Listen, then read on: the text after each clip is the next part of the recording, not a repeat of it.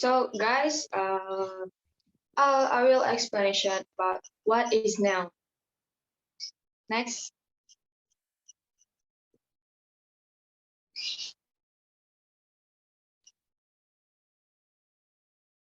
So a noun is a noun often divided as a word which name a person, place, or thing. Characteristic of nouns, many nouns can be recognized by their endings.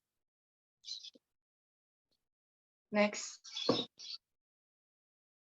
Type of nouns.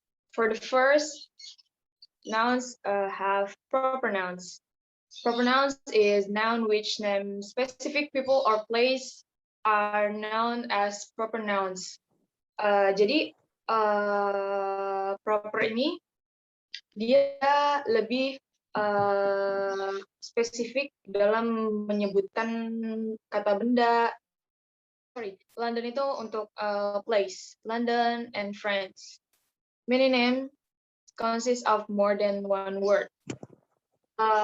Jadi kayak John Wesley, Queen Mary, South Africa, Atlantic Ocean, and Buckingham Place.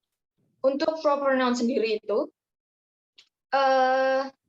dia pasti diawali dengan huruf kapital. Contoh seperti nama orang tadi, John Wesley, itu pasti John-nya tuh diawali dengan huruf kapital, G-nya. Terus kayak nama tempat, like a New York City. New York City, N-nya berarti diawali dengan kata huruf kapital. Itu untuk proper noun sendiri.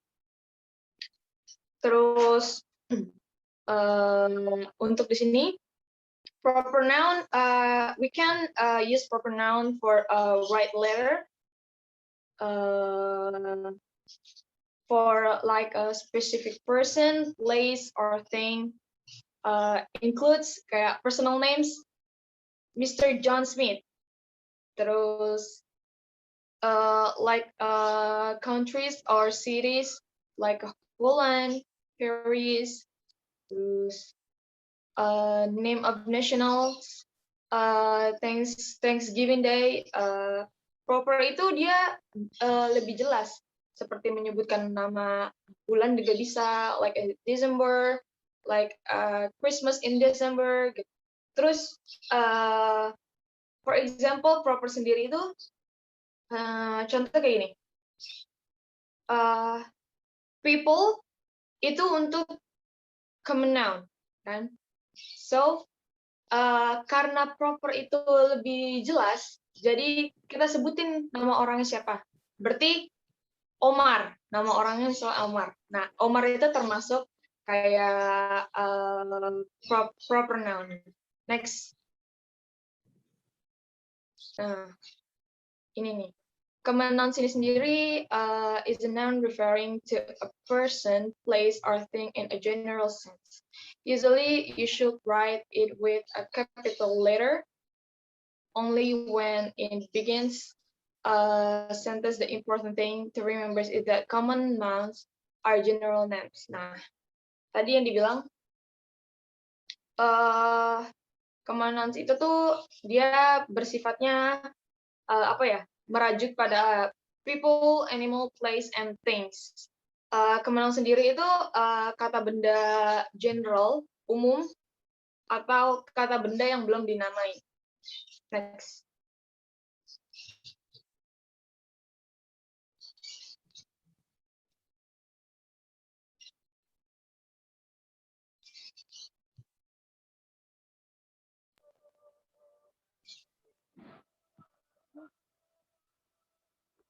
Ini udah selesai. So jadi different of common and proper noun itu bisa dilihat tadi, misalkan we are eating at restaurant.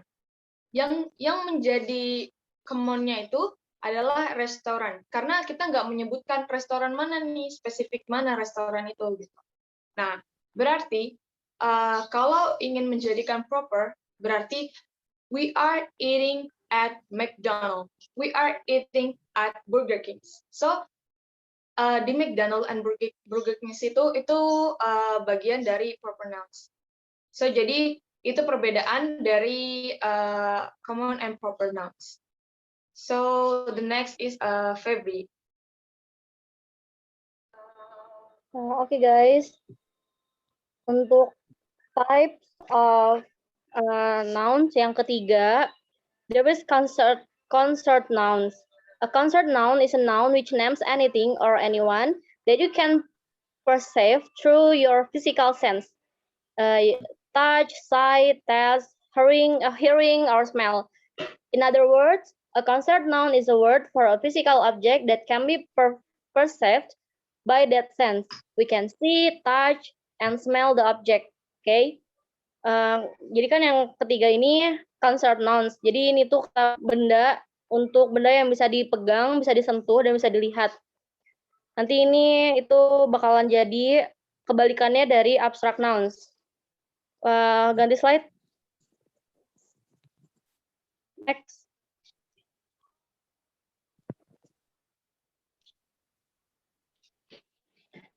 Okay, a concert noun is the opposite of an abstract noun. Jadi concert noun ini kebalikannya dari abstract noun. Tadi udah aku bilang. Noun can be countable nouns or uncountable nouns, and singular nouns or plural nouns. Concrete nouns can also be a common noun, proper noun, and collective noun. Nah, ini ada example-nya. Untuk common concrete nouns itu ada dog, cat, girl, flat air, water. Terus ada countable concrete nouns itu ada singular chair, computer, song, window. Nah, pluralnya ada chairs, computers, songs, windows. Terus ada yang uncountable. Jadi bedanya tadi countable tuh bisa dihitung gitu kan, ada 1, ada 2 kayak gitu. Nah, kalau uncountable ini nggak bisa dihitung, kayak water kan air, terus air, udara, oil, sugar itu kan nggak bisa dihitung satuan kan. Kayak gula aja dihitungnya per liter or something kayak gitu. Nah, terus untuk proper nouns itu mengarah ke manusia gitu atau ke benda hidup kayak gitu. Kayak ini kan ada Mr. Mike Jones, Tom Brown, Audrey Bryan. Next.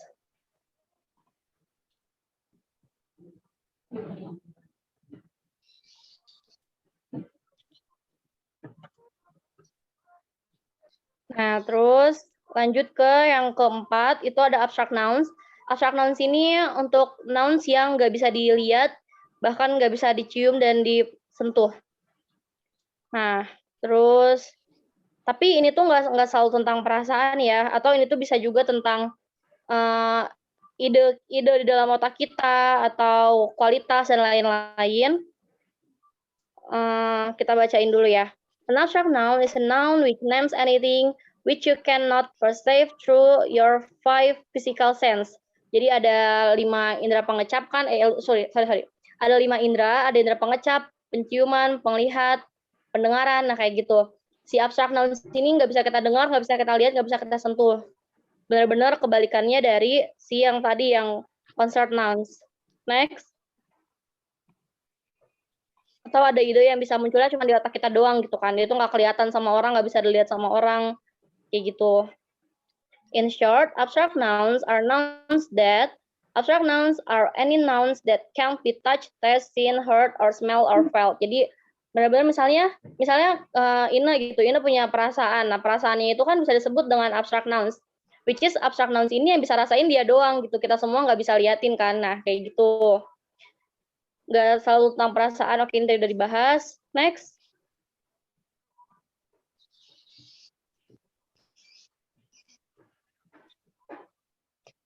Oke, dan the next materi will dibahas oleh my friends Hervina. Silakan.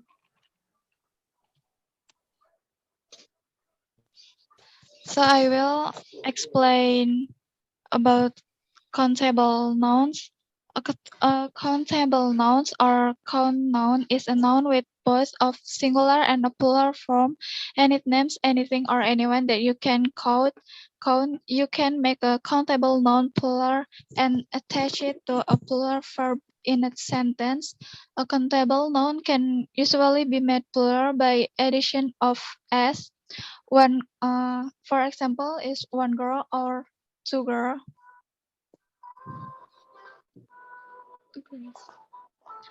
For example, from singular to plural nouns is car to cars, dog to dogs, house to houses.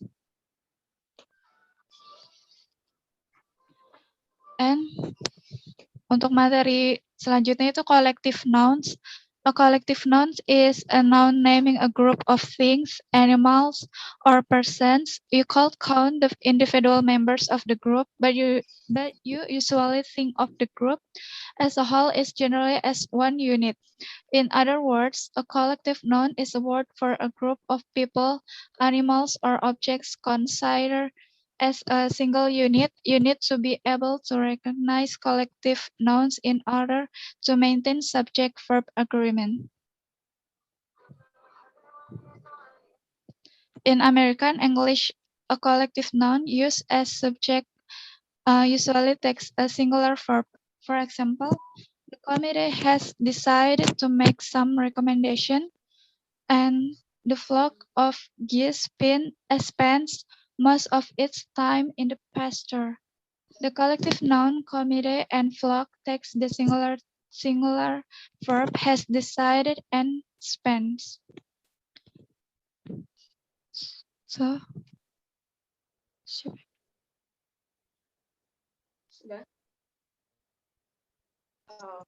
Okay. I think that's enough for us. I hope everyone here can understand about what we explained about today. So I'm Elena Zekanardanti and my friend Febri dan Hervina. Thank you very much for everyone, for participants. Wassalamualaikum warahmatullahi wabarakatuh. Waalaikumsalam warahmatullahi wabarakatuh.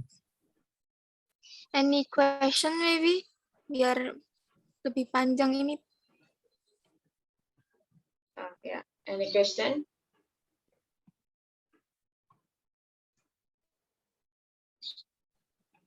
Hanif udah siap-siap mau nanya nih kayaknya, Hanif.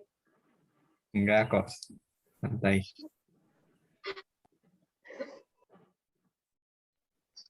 Any question, guys?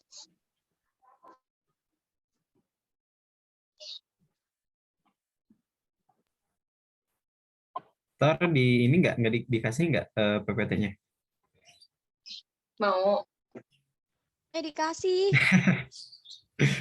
Kasih dong. Oke. Kalau nggak ada, udahin aja recordnya. Udah kayaknya. Thank Stop you, aja recordnya, Hervina. guys. Thank you, Vina. Thank you.